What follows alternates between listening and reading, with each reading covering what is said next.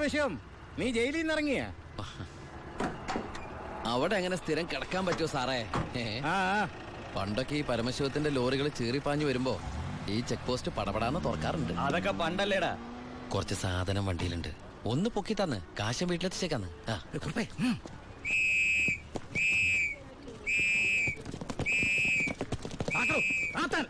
ഞാൻ പറയാതെ ഒറ്റ വണ്ടി കടത്തി വിടരുത്. എന്താ സാർ പ്രശ്നം? എന്താ നിനക്ക് അറിഞ്ഞൂടാ? വെറുതെ എന്റെ സമയം മെനക്കെടുത്തല്ലോ സാറേ, എനിക്ക് വീട്ടിൽ ധൃതിയുണ്ട്. എടുത്ത് വണ്ടിയിലിടുവനെ. എന്തിന്? പബ്ലിക്കായിട്ട് സ്പിരിറ്റ് കൊണ്ടുവന്നിട്ട് നിന്ന് കുറയ്ക്കുന്നോടാ പന്നം. കേറി പരിശോധിക്കണോ?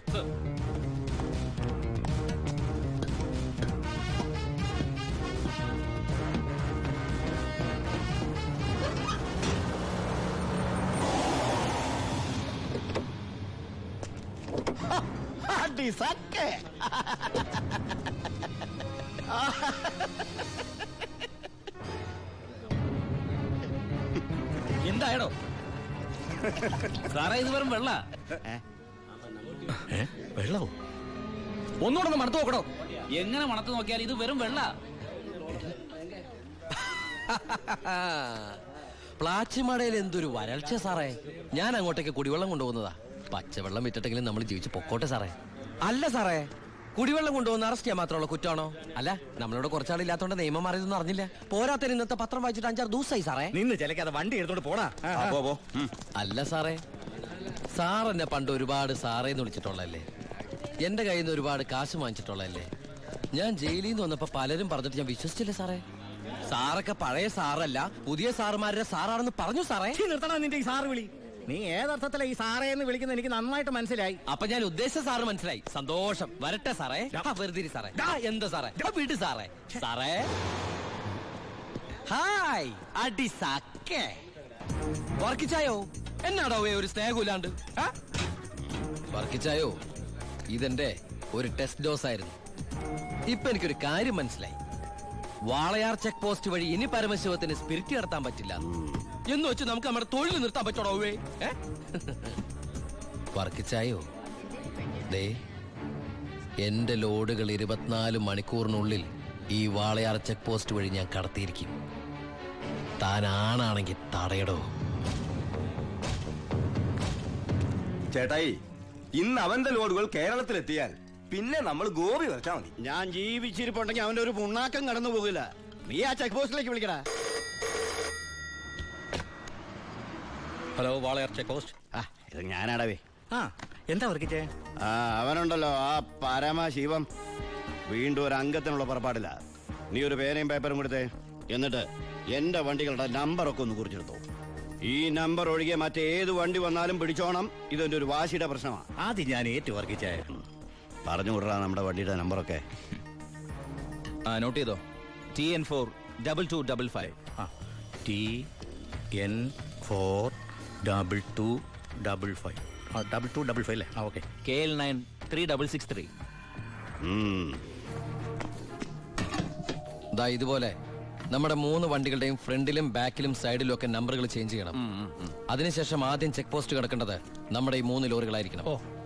ആദ്യത്തെ വണ്ടിയിലെ കിളിയായിട്ട് നീ ഉണ്ടാവണം. ആര് ചോദിച്ചാലും ചിന്നാടന്റെ ലോഡാന്ന് പറഞ്ഞാൽ മതി.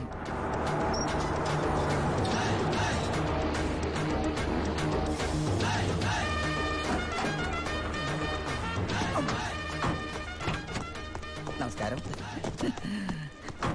ചിന്നാടൻ മുതലാളിയുടെ ലോറികളാ, 3 ലോഡുണ്ട്. എന്താണ് വണ്ടിയില്? പെട്രോളാ? അല്ല, ഡീസലാ.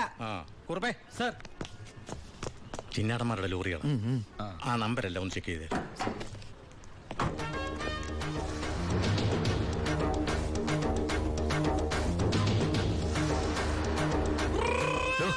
എന്താ സാറേ? എന്താടോ കോഡ്? കാലാപ്പാനി, ചിന്നാടന്റെ കാലാപ്പാനി. എല്ലാം ഓക്കെയാണ് സാർ. ശരി ശരി. എന്റെ കന്നിലോടാണ് സാർ, അനുഗ്രഹിക്കണം. ഒന്ന് പോക്കിക്കോ. വണ്ടി പോട്ടെ, എടുത്തോ. വിട്ടോ.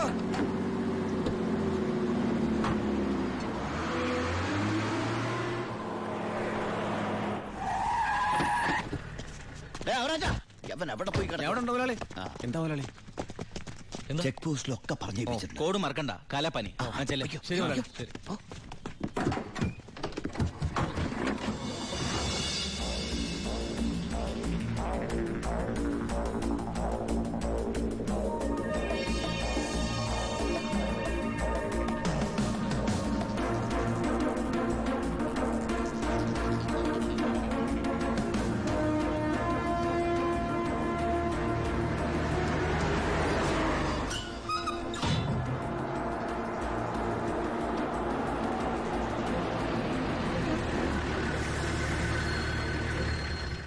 നമസ്കാരം സാറേ.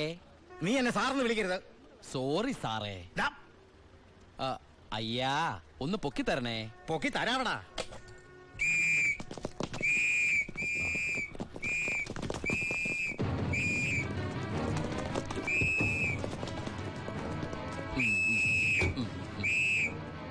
എല്ലാരും ആയില്ലേ?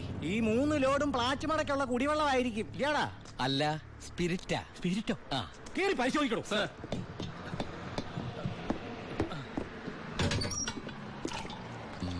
അമ്മയ്ക്കൊക്കെ സുഖമല്ലേ സാറേ?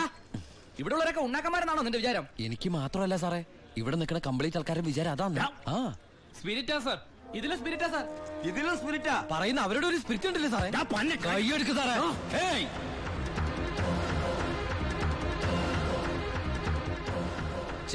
ചിന്നാടന്റെ ലോറിയിൽ സ്പിരിറ്റ് കടത്തുന്നതിന് എന്റെ മെക്കട്ടങ്ങനെ കേറിയണ്ടല്ലോ.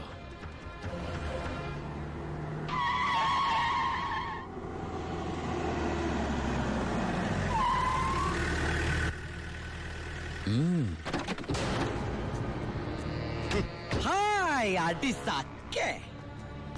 എവിടെയായിരുന്നു ഔവേ? വണ്ടിയുടെ മുമ്പിലല്ലോ എസ്കോട്ട് വരുന്നത്. ഇവരെന്നെ സംശയിച്ചില്ലയോ? നീ വടാ അവിടുന്ന്. എന്നതാണോ പ്രശ്നം? ഈ ലോറികൾ ആരെന്നുള്ളതാ പ്രശ്നം. ഇതെന്റെ ലോറികൾ തന്നെ. കേട്ടല്ലോ, എല്ലാരും കേട്ടല്ലോ. കള്ള സ്പിരിറ്റുമായിട്ട് വന്ന ഈ 3 ലോറികളും നമ്മുടെ ബഹുമാനപ്പെട്ട വർക്കിച്ചിന്റേതാണെന്ന്. എന്നതേ പറയുന്നേ? ഇത് നമ്മുടെ ലോറികളല്ല. അത് തന്നെയാണോ ഞാനും പറയാൻ വന്നത്. ഇത് നമ്മുടെ ലോറികളല്ല. ഇത് വർക്കിച്ചിന്റെ ലോറി എന്നെ. ഇത് കൊച്ചുവളുടെ പേരിലായിട്ടിരിക്കുന്നത് ചഞ്ചൽ. ഇത് എന്റെ ലോറികളെ അല്ല. അല്ലേ? അല്ലെന്ന് പറഞ്ഞില്ലേ? അപ്പൊ ഓക്കെ. വർക്കിച്ചായന്റെ ലോറികൾ അല്ലെങ്കിൽ നമുക്ക് പിടിച്ച് അകത്തിട്ടല്ലോ സാറേ. എന്തായാലും ഉടമസ്ഥൻ വരുമല്ലോ. അപ്പൊ അയാളെയും പിടിച്ച് അകത്തിടാം. എങ്ങനെയുണ്ട് എന്റെ ഐഡിയ? സാറിന് ടോയ്ലറ്റ് പോകാൻ പറ്റുന്നുണ്ടോ? ഫേസ് വല്ലാണ്ടിരിക്കണു. വർക്കിച്ചായ ഒന്ന് ഇങ്ങോട്ട് വന്നേ. വന്നേന്ന് ഇങ്ങോട്ട് വന്നേന്ന്. ഞാനല്ലേ വിളിക്കണേ. വർക്കിച്ചന് ലോറി ലോഡ് അടക്കം വൻ നഷ്ടം വരുമെന്ന് എനിക്കറിയാം.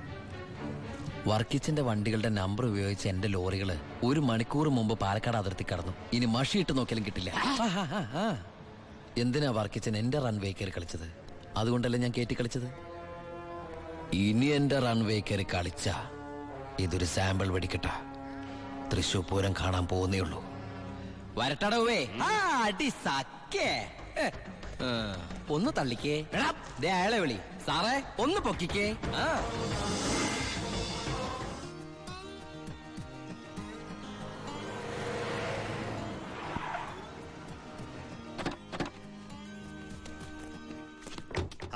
என்ன சத்தியமூர்த்தி இந்த மாதிரி பேசுறேன்? அந்த சின்னாடன் ராஸ்கல்ஸ் கொடுക്കുന്നതിലും ജാസ്തി ഞാൻ കൊടുക്കறேன். ഓ ശരി ശരി, നേരി പാക്കറേൻ. എന്താ ഭായി സത്യമൂർത്തിയുടെ പ്രശ്നം? പ്രശ്നം ആ ചിന്നാടന്മാര് തന്നെ. നമുക്ക് ലോഡ് തരായിരിക്കും അവന്മാര് പല രീതിയിൽ ശ്രമിക്കുക. എങ്കിൽ പിന്നെ ആ റാവുന്റെ അടുത്ത് സാധനം എടുത്തൂടെ? അപ്പാ, ഞാനും അത് എത്ര തവണ അപ്പനോട് പറഞ്ഞതാ. അത് വേണ്ട. ആ സ്പിരിറ്റ് ഉപയോഗിക്കാൻ കൊള്ളില്ല. അത് സെക്കൻഡ് ക്വാളിറ്റിയാ. അതെ, ഈ ബിസിനസ് നമുക്ക് മോക്ഷം കിട്ടാനേ നടത്തണമെന്നല്ലോ. അങ്ങനെ പറയരുത് ജോണി. ചെയ്യുന്നത് സ്പിരിറ്റ് കച്ചവടാണെങ്കിലും അതിലുണ്ട് ഒരു നേരുന്നറിയും. ഇന്നേ വരെ നമ്മുടെ സ്പിരിറ്റ് ഉപയോഗിച്ചിട്ട് ആർക്കൊന്നും സംഭവിച്ചിട്ടില്ല. ആ വിശ്വാസം നശിപ്പിക്കരുത്. എന്ന് വെച്ചാ സത്യമൂർത്തിയുടെ നീ ഇതിൽ ഇടപെടണ്ട. ഓ ശിവ, അവനൊന്നും അറിയില്ല, വിട്ടുകള. ഞാനേ സത്യമൂർത്തി ഒന്ന് കണ്ടിട്ട് വരാം. ശിവ, നിനക്കൊരു കത്തുണ്ടായിരുന്നു ദുബായിന്ന്.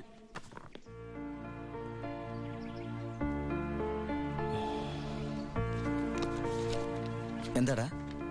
വീട്ടിന്ന് ഗോപിയുടെ അച്ഛൻ മരിച്ചു. എപ്പോ? മരിച്ചിട്ട് കുറച്ചു ദിവസമായി. നമുക്കൊന്ന് പോണ്ടേ? എവിടേക്ക്? നമ്മളിപ്പോ ദുബായിലല്ലേ. ഓ, അപ്പൊ ഗോപിക പാവം വീടൊഴിഞ്ഞു പോവാത്രേ.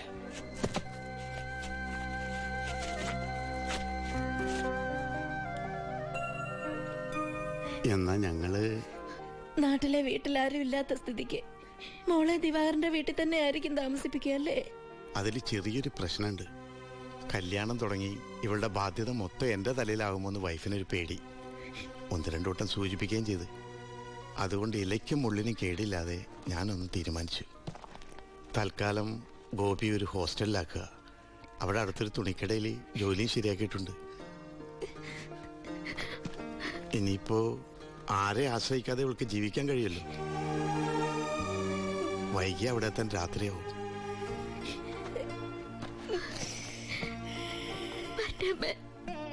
എന്റെ മോളെ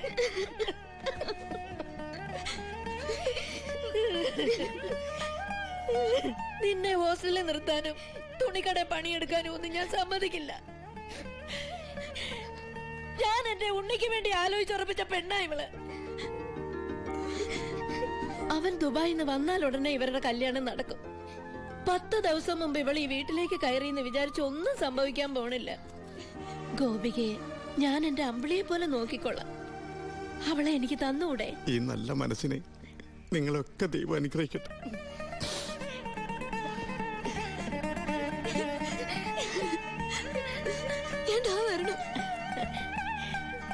വാ മോളെ.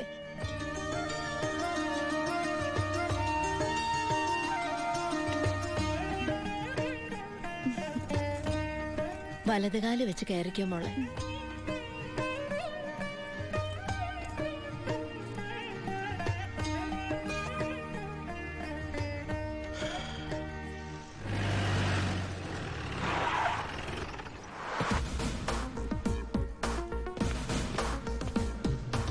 ഫസ്റ്റ് പോസ്റ്റിംഗ് അല്ലേ? അതെ സർ. ഷൈൻ ചെയ്യണ്ടെന്നൊന്നും ഞാൻ പറയില്ല. പക്ഷെ ഈ ഭൂലോകം ഒറ്റയടിക്ക് നന്നാക്കി കളയാമെന്നുള്ള വ്യാമോഹമൊന്നും വേണ്ടതെനിക്ക്. മനസ്സിലായോ?